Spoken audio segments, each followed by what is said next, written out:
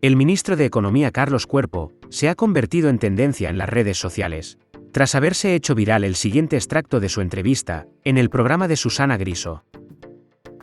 Entrevistado para hablar de la situación económica del país, el ministro Carlos Cuerpo se ha llevado los aplausos de los usuarios, por su manera de desbaratar todos los intentos de Susana Griso de manipular los datos económicos, e intentar hacer creer de una situación catastrófica de nuestra economía. Carlos Cuerpo, ministro de Economía, muy buenos días. Muy buenos días. Gracias por tomarse un café hoy con nosotros, porque hemos tenido Susana. oportunidad de entrevistarle alguna vez por Duplex, pero esta es la primera vez que le tenemos en el plató. Y bueno, ya lo ve usted. Arrancamos preguntándole por esas revisiones, porque en las últimas 48 horas hemos conocido dos importantes revisiones en los cálculos, la del Banco de España y también la del INE. Y le pregunto si la economía española crece a la velocidad del cohete o de Lamborghini, porque el ritmo parece meteórico, pero no sé si llega tanto a la calle, luego lo comentaremos. Sí, yo diferenciaría quizá en primer lugar estas dos revisiones que ha señalado. El Banco de España ha actualizado sus previsiones, lo ha hecho en línea con lo que está haciendo el conjunto de analistas, tanto domésticos como internacionales, y esto es lo que viene pasando en los últimos meses. Cada vez que hay una actualización de previsiones de todos los analistas, las actualizan al alza. ¿Por qué? Porque los datos están siendo muy buenos y hay sorpresas positivas de manera continua. Lo que conocimos ayer del INE, por otro lado, es una revisión de toda nuestra estadística, de los datos, no hacia adelante, sino de las estadísticas de nuestra contabilidad nacional, de cómo hemos crecido y cuánto hemos crecido en estos últimos años. Y de nuevo, son noticias positivas. Hemos crecido más de lo que se anticipaba, se recuperó la economía española antes del efecto de la pandemia, se crearon más empleos y además se creció de manera más responsable. Ha bajado más nuestra ratio de deuda sobre el PIB, ha crecido más nuestra renta per cápita. En definitiva, buenas noticias. Y a quienes pueden tener cierta suspicacia, porque claro, esa revisión en el caso del Banco de España llega con el exministro Escrivá como gobernador, ¿qué les diría usted? Porque hay quien dice, hombre, ha llegado y ha hecho magia. Sospechan hasta de la revisión del Banco de España. Bueno, yo creo que hemos pasado de citar a los datos cuando los datos nos gustaban, cuando no nos gustan ya en vez de citar a los datos pasamos a entrar en colusión con las instituciones que los producen. De nuevo, el Banco de España ha actualizado sus previsiones en línea con lo que está haciendo el consenso. Hace apenas una semana el conjunto de analistas subió sus previsiones al 2,6% para este año 2024, con lo cual no es ninguna sorpresa que el Banco de España, que iba más retrasado en esa actualización, tenía que hacerlo en septiembre, lo haya hecho en esta dirección. Y a la vista de esta oleada de optimismo, ¿van ustedes también a revisar sus propias previsiones? ¿Ya lo hicieron en el mes de julio? Pues no solo con respecto o debido a estos mejores datos que vamos conociendo, sino también a la luz de esta revisión del crecimiento hacia atrás, vamos efectivamente a actualizar también nuestras previsiones. Buena parte de este crecimiento el Banco Europeo lo achaca, como decía usted, al sector exterior, a las exportaciones, pero el consumo familiar no acaba tirando del todo, ¿no? Ahí parece que solo los pensionistas han podido recuperar poder adquisitivo y son los únicos que están gastando un poquito más. El resto estamos, peor que antes de la pandemia. Bueno, hay que entender que todos los españoles hemos sufrido este shock de inflación. Hace apenas 2 años teníamos unos precios que crecían a 2 dígitos, por encima del 10%. Esto poco a poco se ha ido moderando, ya estamos muy cerca de ese objetivo del 2%, pero cuando miramos en acumulado, la cesta de la compra está bastante más cara de lo que estaba hace apenas un par de años y esto efectivamente nos impacta a todos en nuestro día a día. Pero ¿qué ha pasado? Que en paralelo hemos conseguido, con esta buena evolución de la economía española, que haya más gente trabajando, que suban también los salarios, que lo hagan por encima de lo que han subido los precios, y esto ha hecho que poco a poco nuestra renta disponible se haya ido recuperando. Tenemos que seguir avanzando, por supuesto, hay que seguir mejorando ese día a día de nuestros ciudadanos, pero sí que es cierto que, además, si lo comparamos con nuestros principales socios, hemos recuperado ese poder adquisitivo por encima de países como Francia, Alemania o Italia. Le estarán escuchando muchas personas en casa y dirán, pues a mí esa mejora no me ha llegado. Me hablan de datos macro, se supone que la economía va muy bien, como un cohete, pero yo no lo percibo y yo estoy peor que hace unos años, tengo más dificultades para llegar a fin de mes. Y quiero que escuche la reflexión que hacía ayer Miguel Ángel Revilla, sabe que es economista, fue al hormiguero y hablaba de la economía real, de la microeconomía. Escuche. La economía va como un cohete. ¿Por qué lo dice? Porque hay un dato real. España probablemente este año crezca el 3%. Más que nadie en Europa. Pero esto no es nada. No quiere decir nada el crecimiento. ¿Cómo se está repartiendo? Hay 12 millones de españoles que ganan menos de 950 euros al mes. Claro, lo que está diciendo es que sí, la economía va muy bien, pero los desequilibrios, las desigualdades sociales han ido a más. Bueno, yo creo que tenemos que ser conscientes de que ir bien y que vayamos en la buena dirección y a un buen ritmo no quiere decir que ya hayamos llegado donde queremos estar.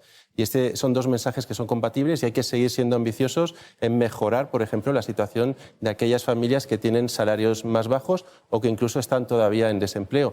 Déjeme darle algunos datos de cómo esta buena evolución macro se traslada a la micro, ¿no? Al día a día de los ciudadanos. El número total de hogares con todos sus miembros en situación de desempleo está en mínimos históricos, en apenas unos 860.000. Y al contrario, el número total de hogares con todos sus miembros ocupados, empleados, está en máximos con en torno a unos 11.800.000. Estos son, desde luego, unas cifras que indican a las claras que la evolución positiva de la macro llega a través del mercado laboral también a nuestras familias. Otro ejemplo, la subida del salario mínimo interprofesional. Aquellos salarios más bajos se están recuperando por encima de lo que se recuperan los salarios más altos. Y esto ayuda. ¿Quiere decir esto que nos tenemos que conformar? Por supuesto que no. Déjeme darle un ejemplo que compatibiliza que vayamos en la buena dirección con que no hayamos llegado a donde queremos, el desempleo juvenil. Le iba a poner ese ejemplo porque somos campeones de Europa en desempleo juvenil, la pobreza infantil está en unas cifras yo creo que inasumibles para un país como el nuestro y luego tenemos el problema de la vivienda, muchísimos jóvenes que no se pueden emancipar porque se han disparado los precios de la vivienda y es imposible que puedan salir de casa. Desempleo juvenil, enganchamos por ahí y luego comentamos, si quiere, también el tema de la vivienda. Estábamos, y esto es lo que hay que tener en cuenta, en el punto de partida en el año 2018, en un desempleo juvenil de más del 33%. Hemos bajado más de 7 puntos ese desempleo juvenil en apenas 5 años. Estamos todavía en un nivel muy alto, porque partíamos de un nivel estratosférico. Por supuesto que hay que seguir bajando esa tasa de paro juvenil, por supuesto que hay que incidir en la situación de nuestros jóvenes, pero los dos mensajes, como decía antes, son compatibles. Vamos en la buena dirección, la situación de los jóvenes mejora, pero tiene que seguir mejorando y ese es el gran objetivo hacia adelante, desde luego. No consiguen aprobar las cuentas y tienen que prorrogar una vez más los presupuestos, ya llevamos los del 24 prorrogados. ¿Usted cree que es ético gobernar con presupuestos prorrogados por 2 veces? Bueno, hemos estado con presupuestos prorrogados en otras ocasiones. Yo estaba en el año 17-18 en la Autoridad Independiente de Responsabilidad Fiscal. Se tuvo también una situación de prórroga presupuestaria y para mí la importancia de los presupuestos radica en primer lugar en que nos ayuda a ver dónde están las prioridades políticas y económicas de un gobierno, porque las pones directamente en números, en cifras, en millones, en estas líneas presupuestarias. Y a partir de ahí, evidentemente, lo que tenemos es que conseguir que se apruebe para que los ciudadanos vean plasmadas esas prioridades en los presupuestos.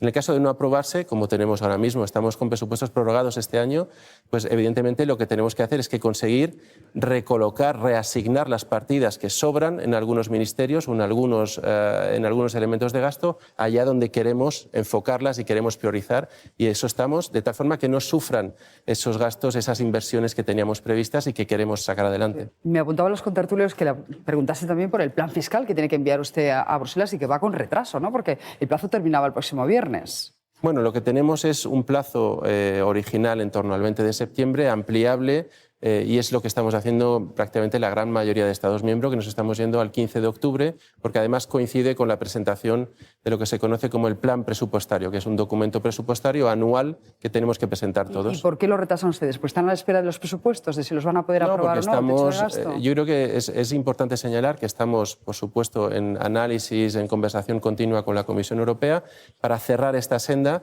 que va mucho más allá del año 2025. Los presupuestos son para el 25. Aquí estamos hablando de una senda que puede ir a 4 o incluso a 7 años, es decir, que va a marcar el medio e incluso el largo plazo. Es una Comisión Europea donde tiene mucho peso ahora la derecha, incluso un poquito la extrema derecha.